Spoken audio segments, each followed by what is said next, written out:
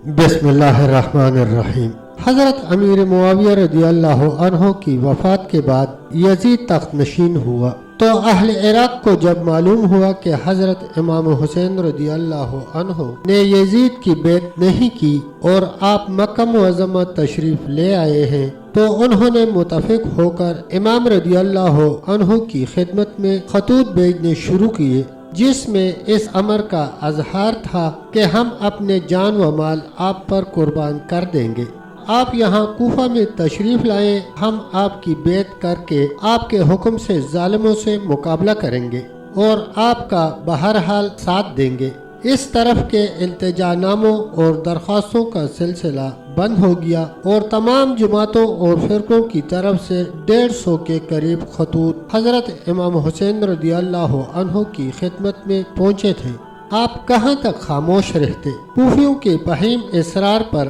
آپ رضی اللہ عنہ نے انہیں جواب دیا کہ تمہارے 150 کے قریب خطوط پہنچے ہیں، میں فی الحال اپنے چچا زاد بھائی مسلم بن عقیل کو تمہاری طرف بھیجتا ہوں تاکہ تمہاری سچائی کا پتہ چل سکے۔ تم اگر واقعی میرا ساتھ دینا چاہتے ہو تو میرے نمائندے مسلم بن عقیل کی بیعت کرو، جب وہ تمہارے حال اور صدق کے مقال سے مجھے مطلع کریں گے تو میں بھی آ جاؤں گا۔ کوفیوں کی بے وفائی مشہور ہونے کے باوجود حضرت امام حسین رضی اللہ عنہ نے ان کی درخواستوں پر توجہ اس لیے فرمائی تاکہ کل قیامت کے دن وہ لوگ یہ نہ کہہ سکیں کہ ہم ظالموں سے مقابلہ اور ان سے رہائی کے طلبگار تھے، لیکن ابن علی حسین رضی اللہ عنہ نے ہماری کسی درخواست پر توجہ نہ فرمائی۔ حضرت امام عالی مقام نے اتمام حجت کے لیے اپنے بھائی کو کوفہ بھیج دیا اور اپنا فرض ادا کرنے کو تیار ہو گئے۔